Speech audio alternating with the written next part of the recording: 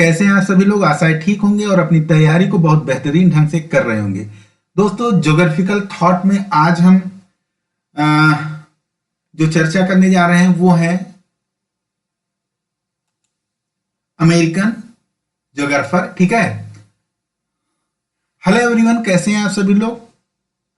आशा है ठीक होंगे और अपनी तैयारी को बहुत बेहतरीन ढंग से कर रहे होंगे। आज दोस्तों हम बात करने जा रहे हैं अमेरिकन ज्योग्राफर की। किसकी बात करने जा रहे हैं आज ज्योग्राफिकल थॉट में? हम अमेरिकन जियोग्राफर की बात करने जा रहे हैं। बहुत इंपॉर्टेंट दोस्तों हैं। इसमें जो है जैसे कई जो है ज्योग्राफर ऐसे हैं जो बहुत ही इंपॉर्टेंट हैं, जिन्होंने ज्योग्राफी के क्षेत्र में अपना एक महत्वपूर्ण योगदान दिया है। ठीक है, तो आइए देखते हैं। तो देखिए, आज हम अमेरिकन ज्योग्राफर पे पढ़ेंगे अमेरिकन भौगोलिक विचारधाराएं, अमेरिकन ज्योग्राफिकल आइडियाज। ठीक है, चलिए आगे बढ़ते हैं। देखिए, पहले हम सबसे पहले देखेंगे जॉर्ज पर्किंसंस मार्स की। ठीक है, ये इनका पूरा जो समय रहा है ये 1801 से लेकर 1882 तक का इनका समय रहा है। अमेरिका में स्वतंत्र विचारधारा का प्रथम भूगोलवेत्ता था। कौन था? अमेरिका में स्वतंत्र विचारधारा का प्रथम भूगोलवेत्ता था।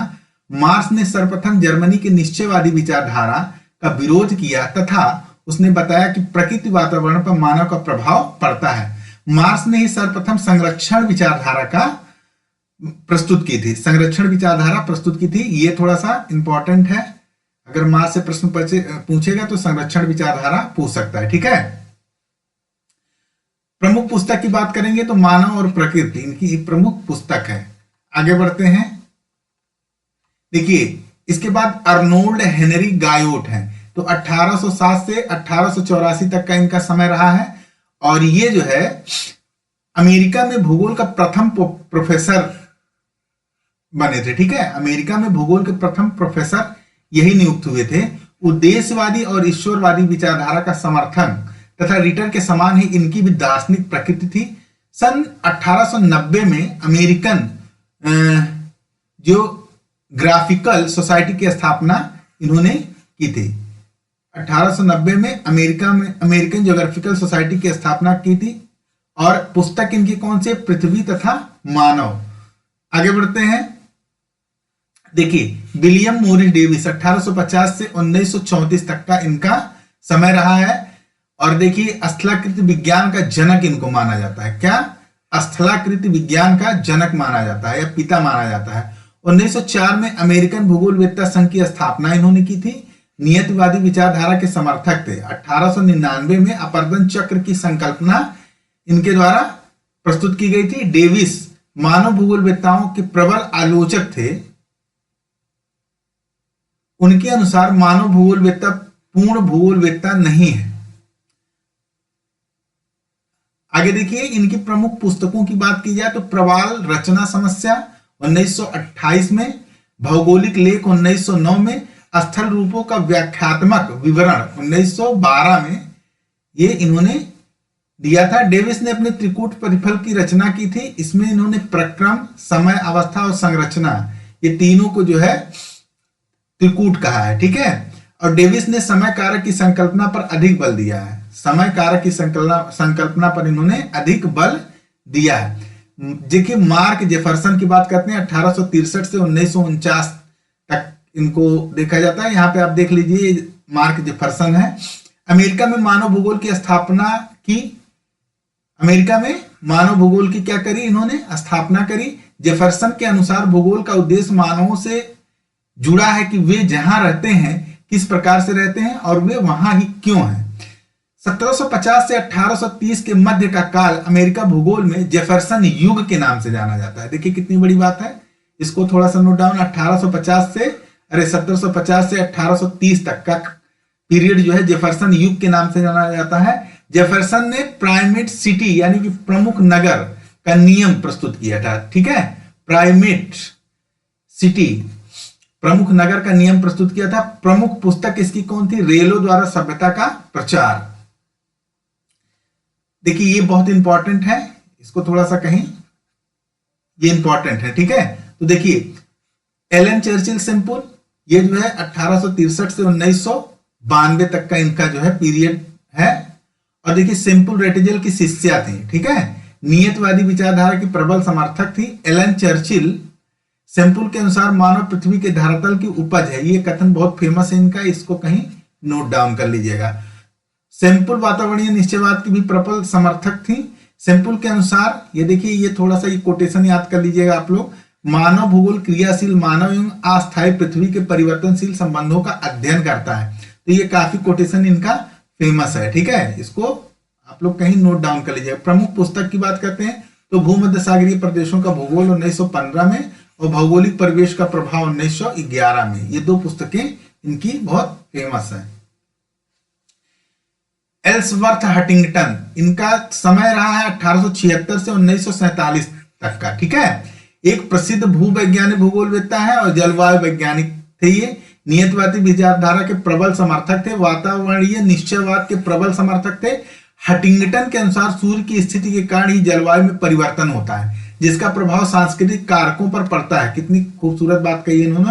हंटिंगटन की नियुक्ति 1907 में येल विश्वविद्यालय में भूविज्ञान के व्याख्याता के रूप में हुआ था, ठीक है। प्रमुख पुस्तकों की बात करते हैं तो एशिया का स्पंदन, द पल्सेस ऑफ एशिया 1907 में, प्लेस्टाइन एवं उसका रूपांतरण 1911 में, सभ्यता एवं जलवायु सिविलाइजेशन एंड क्लाइमेट 1915 में, मानव भूगोल के सिद्धांत प्रिंसिपल ऑफ ह्यूमन ज्योग्राफी 1920 में, मानव प्रजातियों के लक्षण कैरेक्टर्स ऑफ रेसेस 1924 में, मानव आवास द ह्यूमन हैबिट्स 1927 में, आर्थिक एवं सामाजिक भूगोल 1933 में और सभ्यता के प्रधान स्रोत मेन स्पिरिट ऑफ सिविलाइजेशन 1945 में। ये सारी इनकी पुस्तकें हैं, ठीक है, इसको आप देख लीजिएगा। ये महत्वपूर्ण पुस्तक है एशिया का स्पंदन, ठीक है, इसको आप लोग कहीं नोट कर लीजिएगा, पूछ सकता है एशिया का स्पंदन किसकी लिखनी है, ठीक है।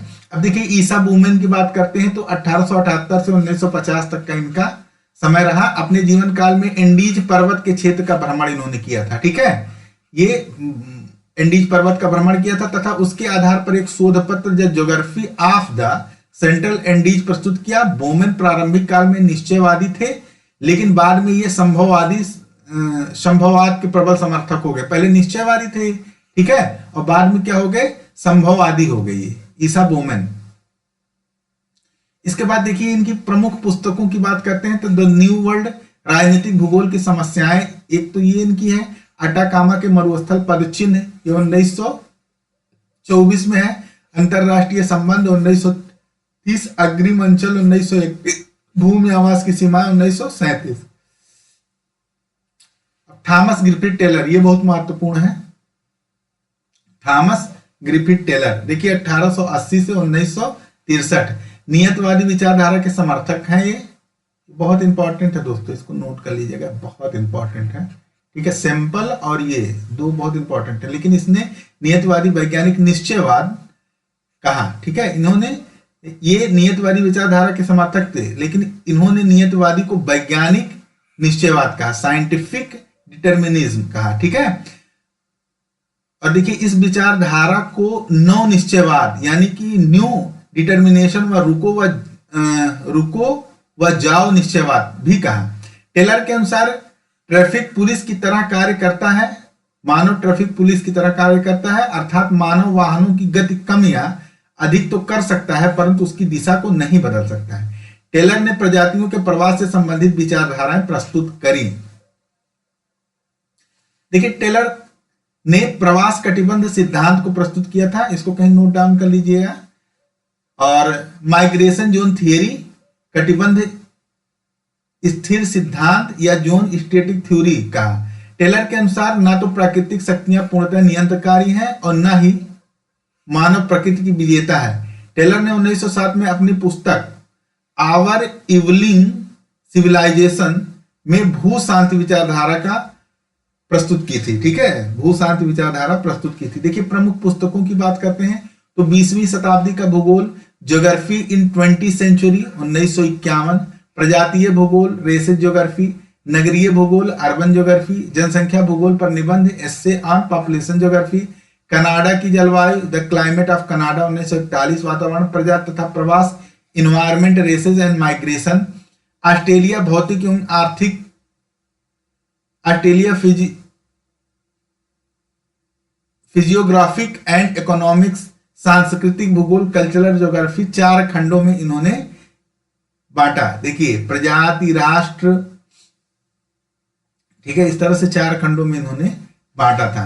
संभववाद का प्रबल समर्थक, यदि कार्ल सावर के बारे में बात करते हैं, 1889 से 1975 में संभववाद का प्रबल समर्थक था ये। 1923 में कैलिफोर्निया के बर्कले में भूगोल के प्रोफेसर नियुक्त हुए। क्षेत्रीय विभिन्नता शब्द का इन्होंने ही, क्षेत्रीय विभिन्नता शब्द का प्रयोग इन्होंने 1925 में किया था, लेकिन क्षेत्रीय विभिन्नता विचारधाराएं हार्टसोन ने दी थी। इसको याद कर लीजिएगा। ये क्या है कि क्षेत्रीय विभिन्नता शब्द, क्षेत्रीय विभिन्नता शब्द, जो शब्द का प्रयोग किया, ये शब्द किसने किया था? इन्होंने, सावर ने किया था, ठीक है। लेकिन क्षेत्रीय विभिन्नता विचारधारा, लेकिन इसकी विचारधारा किसने दी थी? विचारधारा ये है हार्टसोन, ठीक है, इन्होंने दिया था। कार्ल सावर ने भूदृश्य की संकल्पना प्रस्तुत की, ठीक है, इसको याद करिएगा। कार्ल सावर ने भूदृश्य की संकल्पना किसने प्रस्तुत की? कॉन्सेप्ट ऑफ लैंडस्केप, ये कार्ल सावर की संकल्पना है। सांस्कृतिक भूगोल हृदय स्थल की उत्पत्ति की संकल्पना प्रस्तुत की थी। सांस्कृतिक भूगोल हृदय स्थल, इसकी संकल्पना इन्होंने ही दी थी, ठीक है। पुस्तकों की बात करते हैं तो जैविक विश्व का मानवीय उपयोग, human uses of organic world, स्थल एवं जीवन, लैंड एंड लाइफ, दृश्य भूमि स्वरूप, मार्फोलॉजी ऑफ लैंडस्केप, औजार्क उच्च भूमि, औजार्क हाईलैंड, सांस्कृतिक भूगोल, कल्चरल ज्योग्राफी इन्होंने ही लिखा था, ठीक है। चलिए आगे बढ़ते हैं। दोस्तों यहीं तक था।